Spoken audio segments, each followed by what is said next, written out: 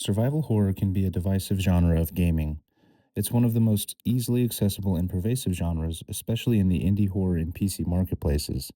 Chances are, if you've been playing video games for any amount of time, you've either played a few of these yourself or at least have heard of a couple of titles. These titles range dramatically in quality, and while indie horror games can mostly avoid harsh criticism, depending on how much they cost, quote, AAA games, especially horror games, are subject to extreme scrutiny from the circles that tend to enjoy them. I believe this is a healthy phenomenon overall, as criticism can be constructive. On the other side of the coin, when it comes to social media centered game coverage, a certain degree of bandwagoning, whatever the successful opinion is at the time of a game's release, seems to be the standard practice, followed inevitably by overtly contrarian takes looking to collect the attention from either angry fans or fellow detractors hunting for some delicious rage bait and engagement for the almighty algorithm. I will go ahead and premise this video by saying that I really enjoyed this game. I will be fair in my analysis, but my opinion on the game is quite positive. That being said, this video will absolutely contain spoilers, both in footage and in discussion. The other videos on my channel were covering older titles that hadn't been out for some time, so I didn't feel the need to add a spoiler warning until now. I plan on talking about the game's setting, its characters, its gameplay, and its story. I'll be addressing interpretations of the game's narrative, as well as interjecting my own opinion quite heavily. I highly encourage people who can afford to play the game, as I genuinely think it's a great experience if modern survival horror is your thing. That being said, let's take a look at Cronos The New Dawn.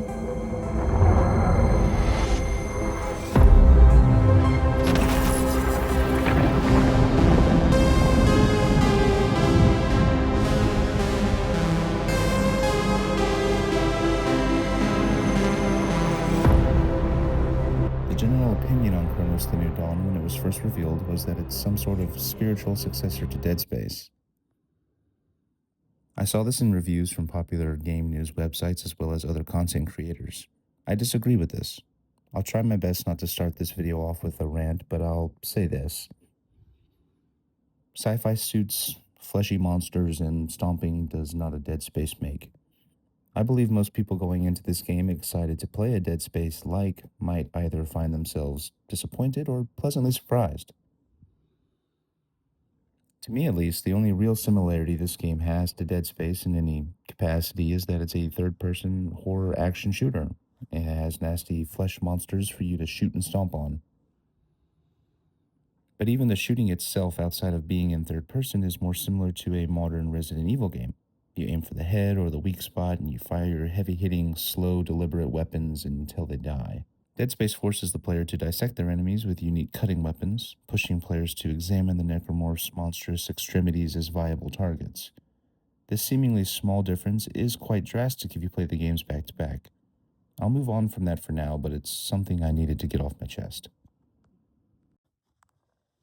The most impressive aspect of Cronos The New Dawn, the part that hooked me in immediately, was its immersive and breathtaking setting.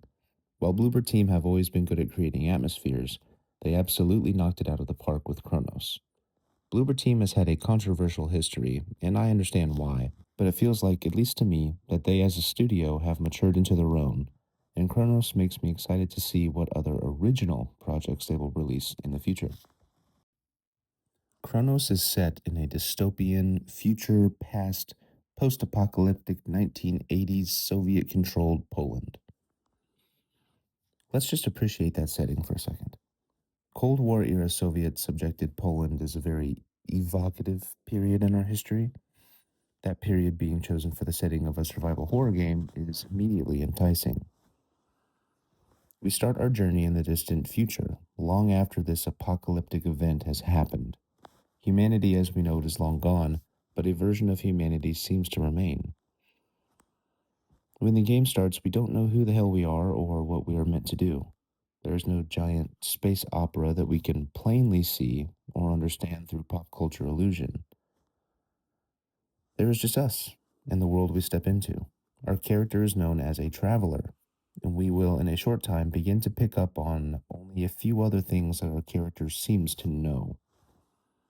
1, she was awakened by something called the Collective, and 2, she was sent to continue the work of her predecessor. Immediately, I was engulfed by the absolute vibes of this game. Everything is bleak, old, still, shrouded in years of absolute nothingness and dust and decay. The only other game I played that was able to evoke a similar feeling in me on my first playthrough was Metro 2033. I know that may seem like a pretty obvious comparison, but even just beyond the whole apocalyptic Eastern Bloc thing, there was this loneliness walking around on the surface of Moscow, feeling watched, the distant apartment buildings looming over, obelisks of once important government buildings left shattered and covered in snow and debris. Cronos has got something that I love, and it's hard for me to put my finger on it directly, but I certainly feel it. The Giger-esque cosmonaut evoking protagonist with a Robocop gun feels right at home while also being just alien enough to really compel me to want to figure out what this game is all about. When the player isn't fighting nasties, the game gives itself time to breathe. Some might say too much, but I'm a sucker for a game feeling confident enough to let the player walk around and just soak in the environment and look for items like notes, collectibles, keys, secret rooms, and the always rewarding shortcut. There's a healthy amount of incredible environmental storytelling, and this is usually strengthened by a nearby note or audio log. A few things I wanted to address first were mechanical in nature before looking at the story and some of the game's themes. The game is smooth, buttery at times with a little bit of clunk, but to me that choice feels deliberate. Much in the same way that modern Resident Evil games narrow the player FOV to simulate claustrophobia, Chronos reduces player speed and encourages deliberate actions made by the player, but not to a degree that I felt too bogged down by it. In fact, I think it lent to my immersion in playing a character in a presumably heavy suit. The game is responsive. You can melee, stomp, shoot, run, pick up items, craft resources with those items, and trigger environmental traversal prompts like vaulting, leaping gaps, shimmying, etc. The game offers a seamless crafting and inventory system where resources can be converted to more valuable things like ammo and upgrades.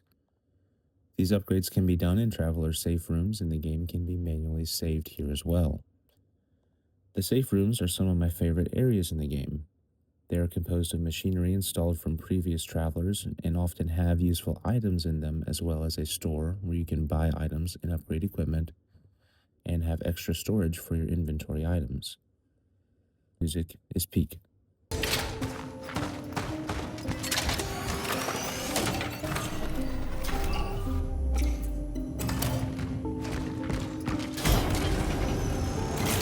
Throughout the game, the player will also find essences that grant perks.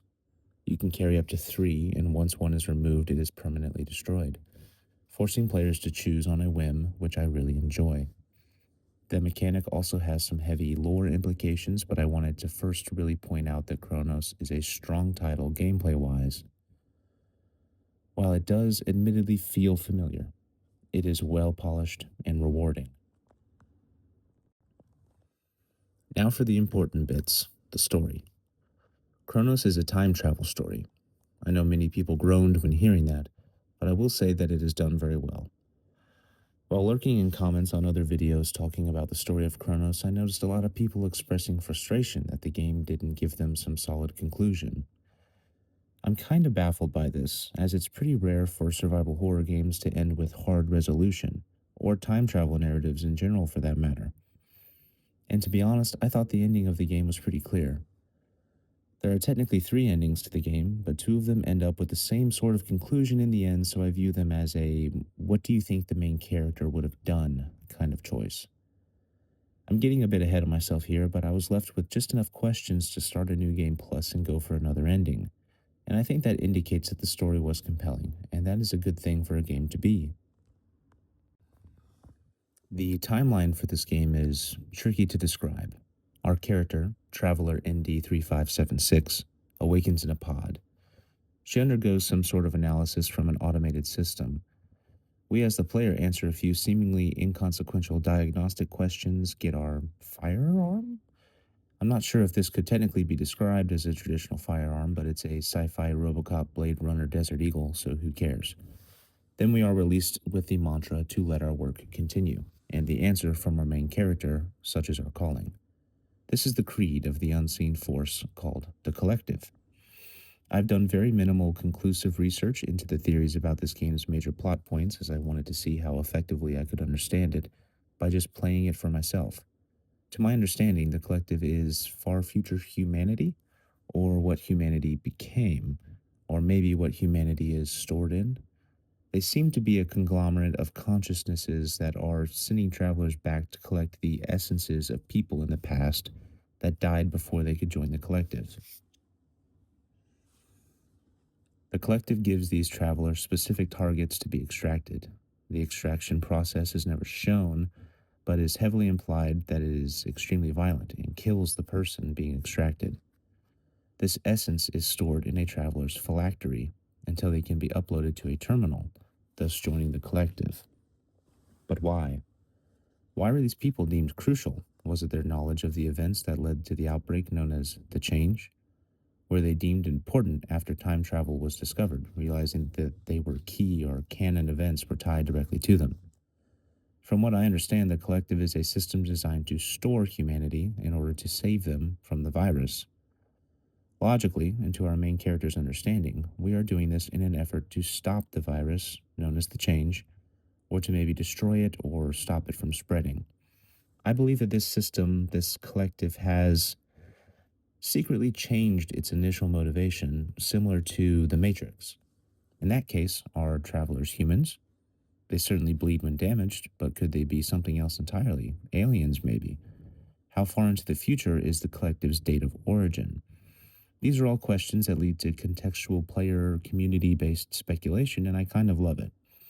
Not giving the answers to something the audience wants to know is the pinnacle of good horror writing. Something is always scarier the less we know about it, and we know very little about the collective. But the collective are the good guys, right? I mean, we play as them, so are we the good guys? The other main ingredient in the survival horror buffet that is Cronos The New Dawn is the change. The origin of this apocalyptic virus is the linchpin of the plot.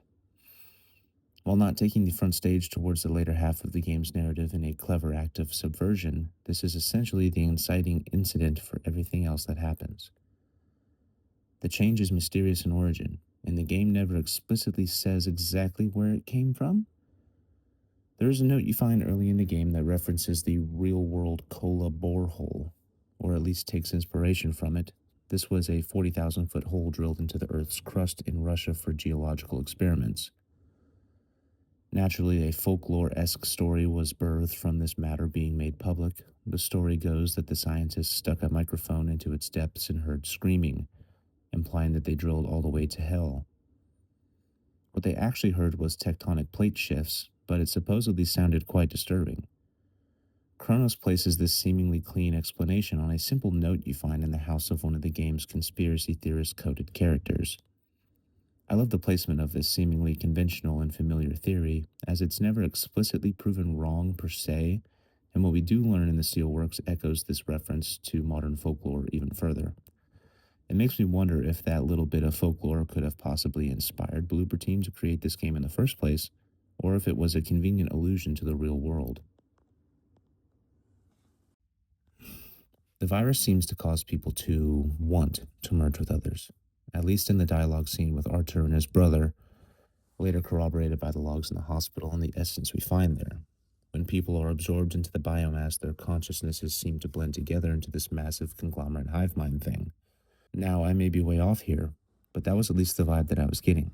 I'm not implying that they as individual orphans are still conscious, but that is the virus's modus of infection, which suggests its ultimate goal: consumption, control, envelopment, digestion of individuality.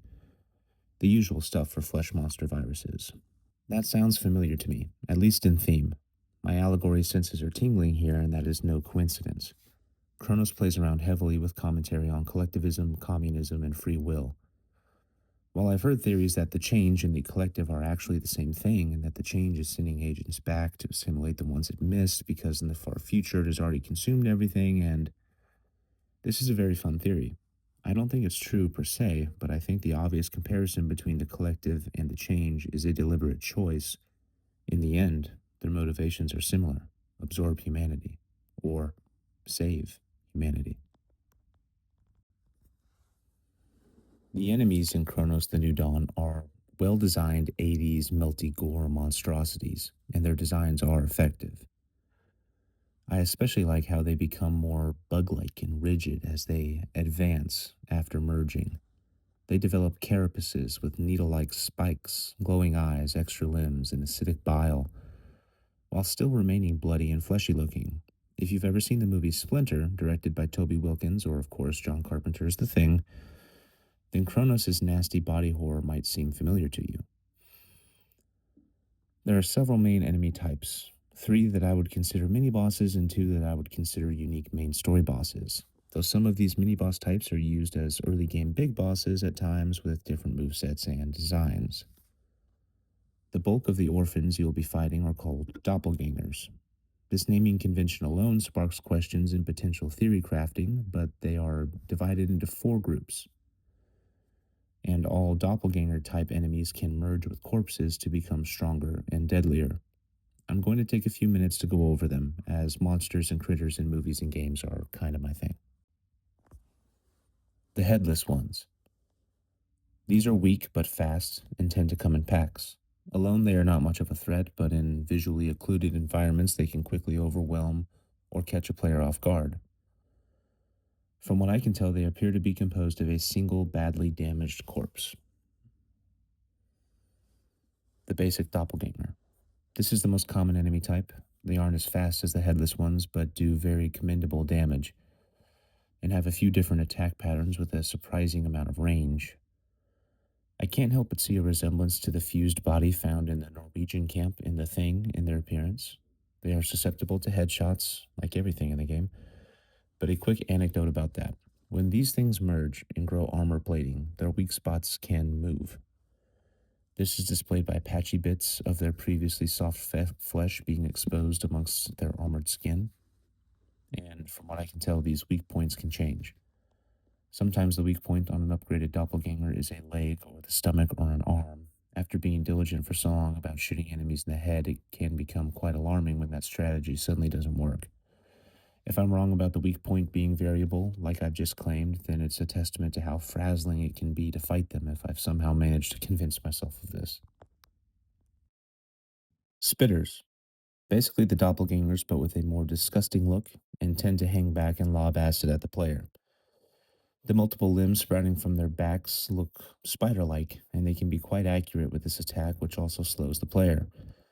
This kind of enemy is nothing new to survival horror games, and as a direct analog to the slashers in Dead Space and the spitters in the Callisto Protocol, I think they fit in here pretty seamlessly. Bruisers. Hulking monstrosities that are likely composed of many bodies. Oddly enough, they appear as a singular biped with a normal amount of arms and legs at first, and these guys can also merge, and let me tell you, you do not want these guys to merge. There are points in the game when you have to fight multiple enemy types, including these bruisers, and the environment can sometimes obscure distant enemies. Sometimes you notice too late that an enemy has snuck off to essentially power up. And when these guys reach their maximum merge level or whatever, they can change from tanky enemy to full blown boss fight, especially if they are with other normal orphans. Their merge design is one of my favorites because of how absolutely menacing it is. One thing to mention here is that when one or any of these guys merge, they tend to adopt the move sets of their separate baseline versions.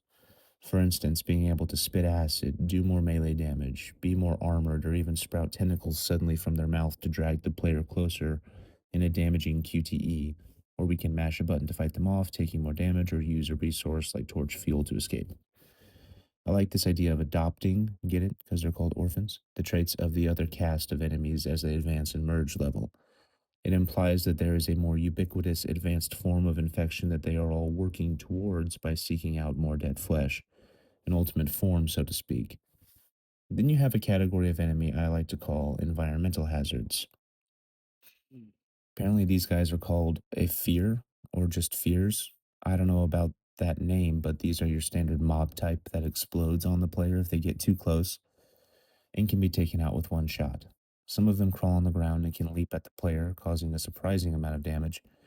And if you aren't paying attention, they can drain your health quickly. And there are points in this game where they infinitely spawn, and you're meant to initiate a mini escape scene. These guys can't merge, thankfully. The other environmental enemy is called the Jaw. Now, these motherfuckers right here, visually speaking, are my favorite enemy design in the game. Gameplay wise, these things are rather infuriating. They are stationary and hang out on the walls waiting for the player. They are loud, so you can hear them, and the game does this interesting mini puzzle thing that rewards players for paying attention to the sound design. Or often, when you hear them, there will be a little environmental design like a crevice, broken window, or a fleshy hole that allows you to shoot them before they can ambush you.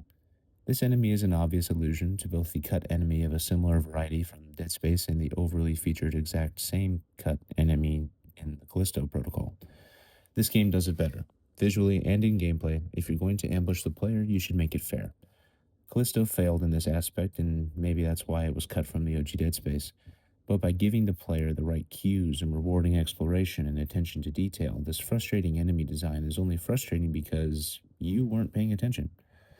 This is a good design, and it teaches the player to listen. And on that note, the game's sound design is fantastic. These guys can't merge and go down with one charged shot. Up next is the Centipede. These are the crawly guys, composed of multiple bodies, and from what I can tell, only come in two varieties. That can be kind of difficult to differentiate. They crawl around on floors and ceilings and have a ranged acid attack as well as a close ranged melee attack. One variety is the exact same as the other, but with more health and more armor. Up next is the unmerged ones. Now, to me at least, these are the weakest to fight mechanically, and feel like they maybe belong in a different game, though conceptually they are intriguing. Their name implies something that I haven't quite wrapped my head around yet. But when you first encounter one, this mini-boss will speak to the player and stalk them around the level until the final conflict. Turns out this boss is a character in the game, one that we will/have met briefly and spoke to in the past. Now, what unmerged means in this case could imply that this creature, of course, hasn't merged with its host or hasn't merged with another body. Is this thing so powerful and resilient because it is essentially a pure infection? I'm not sure. Maybe I can get some help with this in the comments. You do fight a larger unmerged one later in the game, and two more of the regular unmerged ones towards the end, which might throw a wrench in my theory at least. These things have weak points, big glowing yellow ones. You've seen in countless Resident Evils and Dead Spaces and any game with a big boss from the 2000s. The trick is that you cannot access these weak points until you burn them. Then you are given a brief window to shoot one of three glowing orange bits. I was pretty disappointed with this trope being in Cronos, as I felt it was vastly overdone in survival horror shooter games. To that point, however, it is used somewhat sparingly, and there are other better bosses in the game that don't suffer from having giant glowing off switches attached to them. The Terrors. There are three in the game, one of them being unmerged, like the aforementioned segment said, and the other two being regularly merged. I prefer the first two encounters with this enemy type. The first one you encounter lies in the depths of the Steelworks. This fight happens early in the game and as a conclusion to my favorite level. The build up to this fight is fantastic, and we travel back in time to when the Steelworks was being initially overrun with infected to encounter it. From an early game boss, this fight can be very tricky. It's a massive quadruped composed of several human corpses, which, quick aside, makes me again question the appearance of an unmerged version of this exact enemy type later in the game. Like, for this thing to exist, wouldn't it have to be composed of merged bodies first? I don't know. Anyway, at this stage in the game, the player is not quite as squishy, but Kronos lets players upgrade their equipment at their leisure. So it's possible to have spec'd out your character for inventory space and more deadly weaponry rather than health. But let me tell you, after this fight, I made it my personal agenda to find all the secret cores and open the secret rooms in order to upgrade my health. Think of cores like power nodes from Dead Space, but exclusively for suit upgrades and special weapon ammo. The main reason I like to fight with the Terror in both the Steelworks and in the tram station is because they have contextual weak points and threatening attacks. The one in the Steelworks is more of a bruiser, and while you can damage it by shooting it anywhere, it has a large limb with an exposed, merged human body on it that makes for a naturally presenting target. This is the weak point. See, game developers, you don't have to make it glowing orange, just let the player learn by paying attention. The one in the tram station has more ranged attacks, but is bolstered by other enemies joining the fray at times. The one you find in the hospital basement has an awesome build-up and set piece filled with fun floating geometry, long, dark, supernaturally coated hallways. I found this fight tense, but the unmerged thing made it more of a puzzle fight than a boss fight. Unmerged ones of all varieties will melt into the floor to pop up and cut the player off. In reality, this almost feels like the boss running away from the player, denying the player an opportunity to overwhelm it and kill it quickly. The terror in the steelworks killed me twice, the unmerged one in the hospital basement killed me 0 times, but took me twice as long to defeat. My aim was bad. Mother Eliza. This is the main boss of the Abbey location, and is effectively a stage boss with more glowing orange bits to shoot. Too many, if you ask me. The presentation of this boss, however, and her visual design and story implications is by far the most interesting and compelling, besides the final boss for story implications. She is composed of many corpses and takes on the form of this mountainous centipede-like creature. Eliza seems fully conscious, corrupted by the change, but also corrupted by a crisis of faith. Throughout this whole level, she will question and taunt the player, implying some truth the traveler is not privy to. She is able to do this telepathically, and the final fight takes place in a cathedral.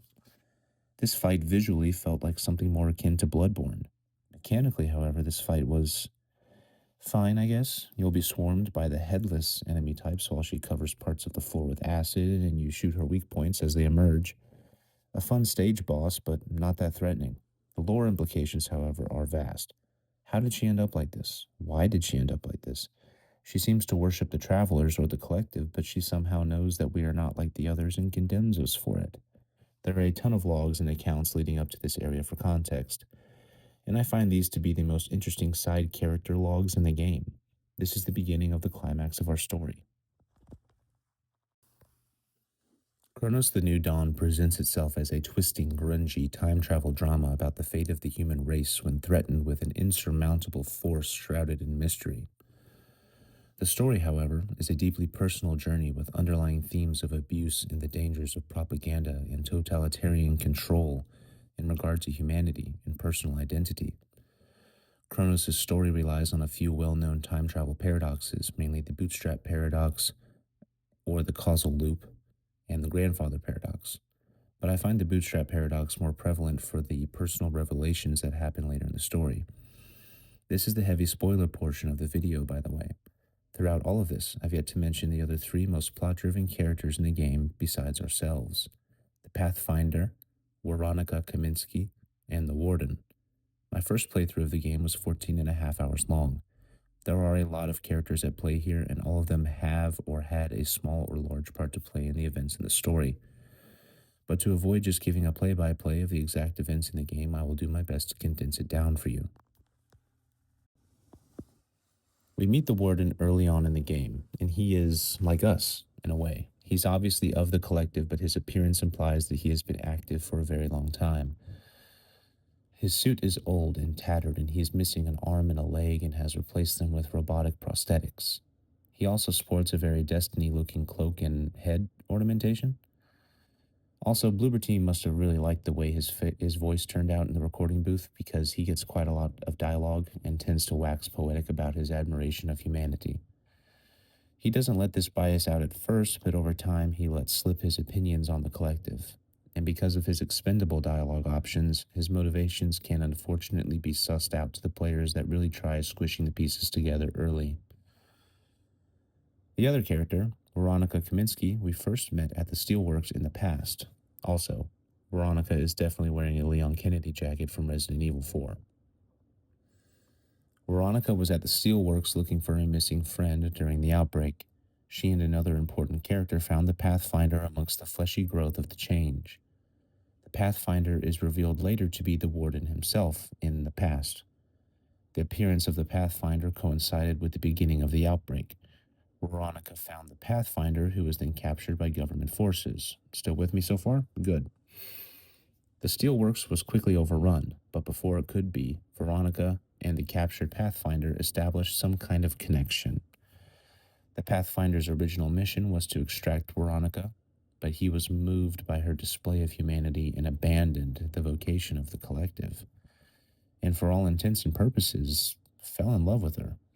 He never uses the phrase love when describing their relationship, which is apt because I would describe it more like an unhealthy obsession. Veronica believes him when he says he is trying to save humanity, which is her primary motivation. The Warden, or Pathfinder, however, seems to have some other motivation, more sinister and selfish.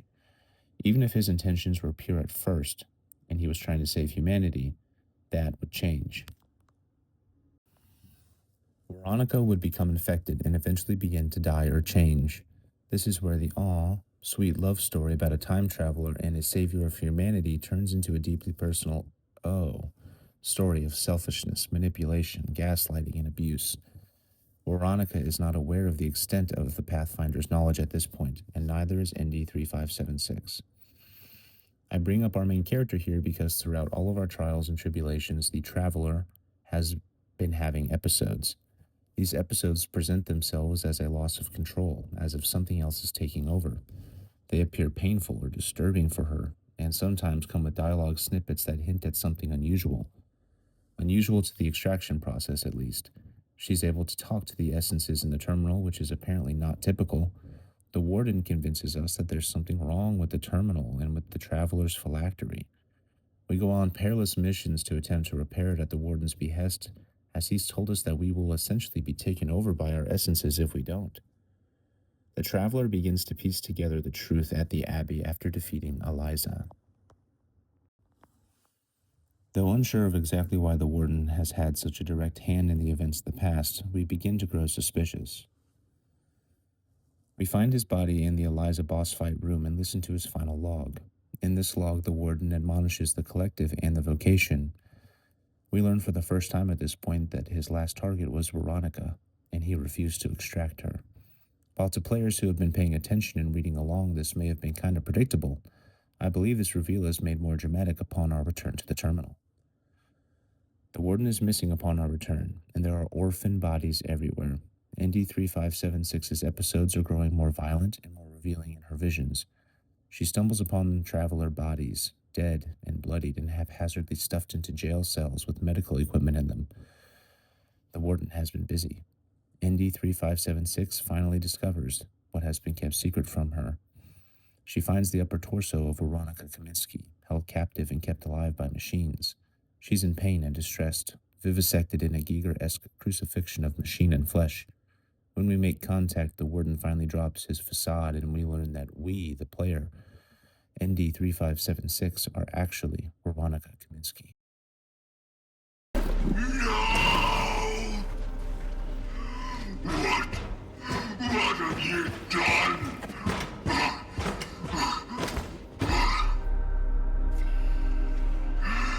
Just when I thought we were actually beginning to accomplish something.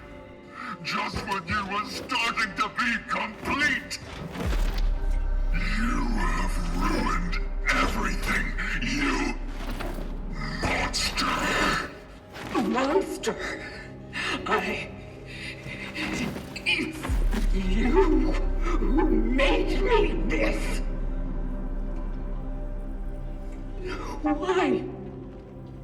Why did you make me like this? Because she would never give up.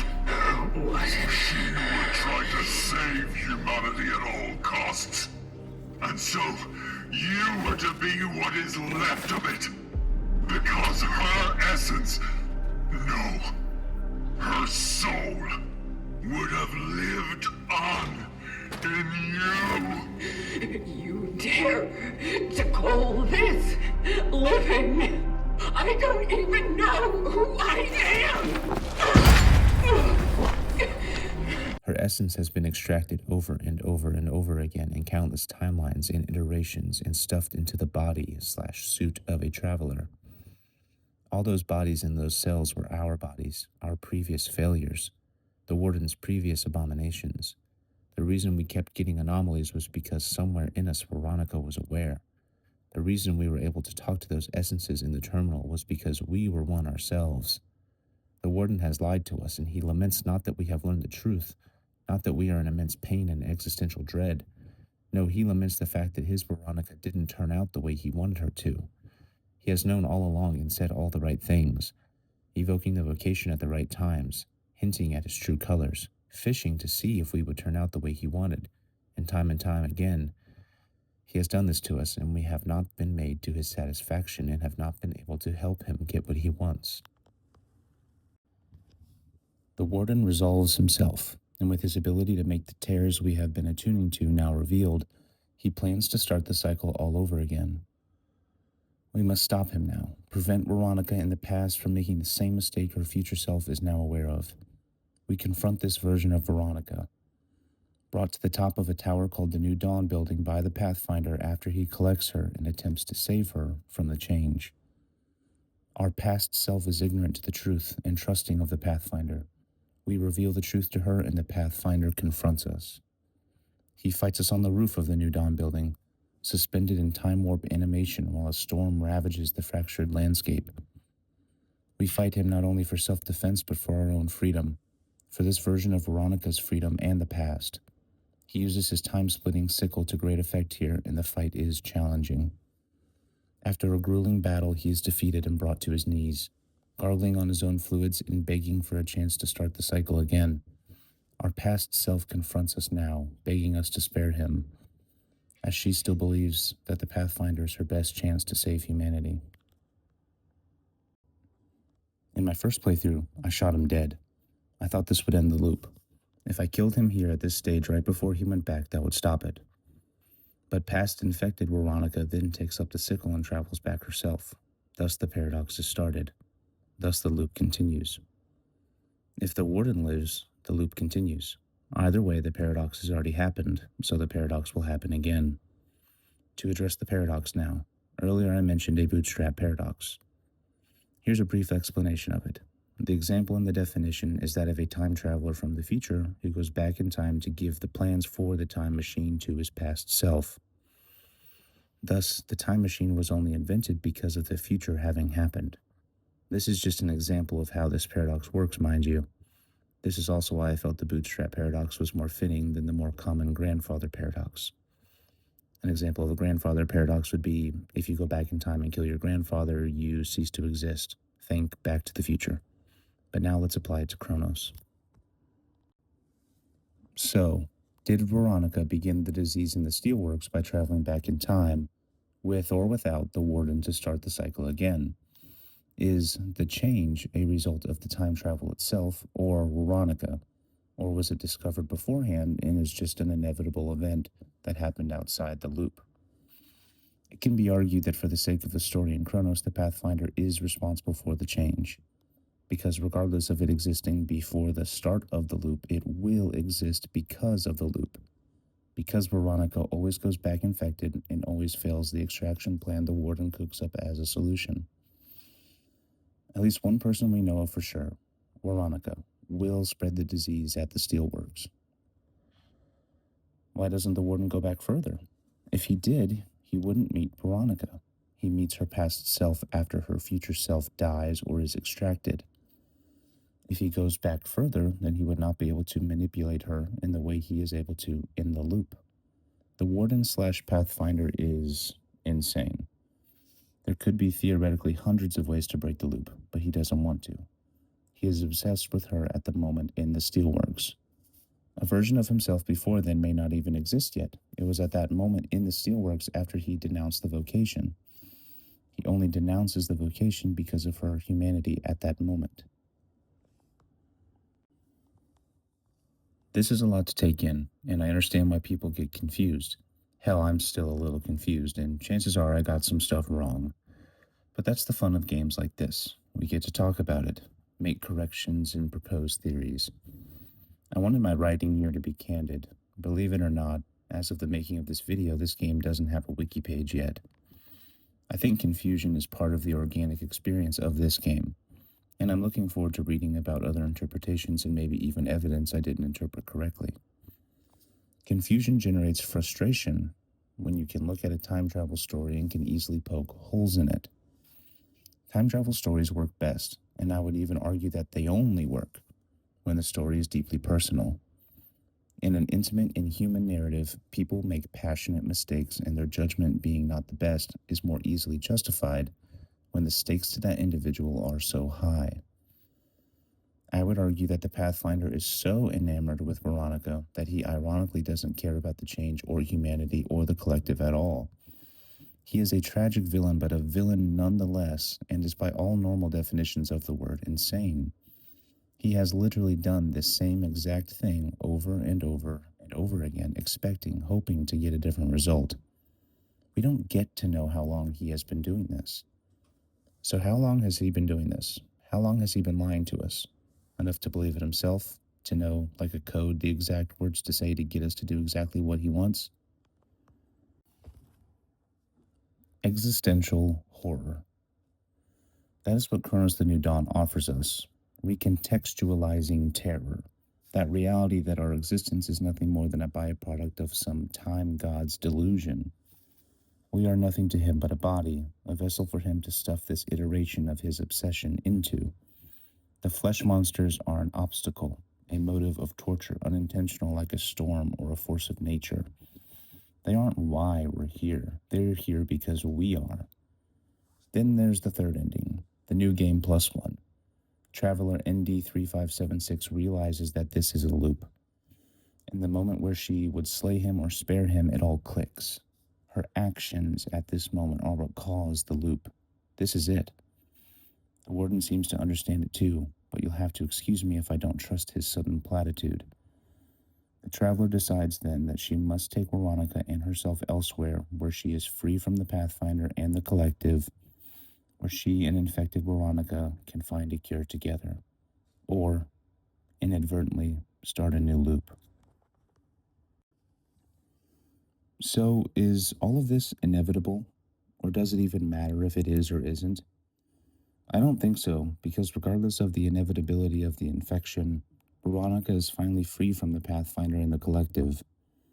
These massive forces that pull strings to better their own interests, regardless of humanity, regardless of the individual. Therein lies the crux of this narrative's message. Individuality cannot exist at someone or something else's behest. It cannot exist unless that individual is truly free, and that individual will never be free if they are subject to another's will. I mentioned briefly that this game has anti-communist commentary, but let's rephrase that. This game is pro-individuality. The collective and the change are representative of the same idea handled in two different ways. One could argue that these are stand-ins for governmental regimes. Communism, socialism, totalitarianism, collectivism, whatever ism you want to put in there. One side claims to be humanity and acting in the interest of saving the world, and yet it is a lie. It is enslaving the world, snaring humanity into numbers and storage. The change is an overwhelming force that manipulates the minds of the infected to join with others, to spread and collect bodies into conglomerations of flesh and mind. The motives are the same, the methods differ. Like an oppressive government, humanity, regardless of how you slice it, is a commodity to both.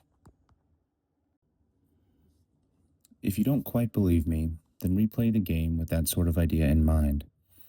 The posters, the logs, the graffiti, the destruction, the art design, even the world of Cronos is telling this warning to the player and to Veronica. I believe the Traveler's seal, the thing she uses to attune to portals, sort of resembles a hammer, and the sickle the Pathfinder uses to open portals resembles, well, a sickle. Put the two together and what do you have? Additionally, the sickle is a reference to Greek myth, where Cronos wields a sickle as a representation of his godly abilities, control over time, the harvest, etc. The Pathfinder is a powerful being that manipulates the tools of the collective to subjugate others to his will. Regardless of his intentions being readable as good or honorable on paper, their outcomes are horrific and only exist at the expense of someone else's free will. The symbology is evident and palpable, and it's exactly why this game is such a win for me. I can critique it on a gameplay and pacing and knock it down a peg or two if I felt inclined, but I think that the offerings it brings to the table as a new IP in the survival horror genre far outweigh its shortfalls, and that we should celebrate when game developers take chances on new ideas. I really enjoyed this game. I hope it continues, but I really hope that Bloober team continues to make new IPs most of all, and that perhaps they have inspired other studios to do the same.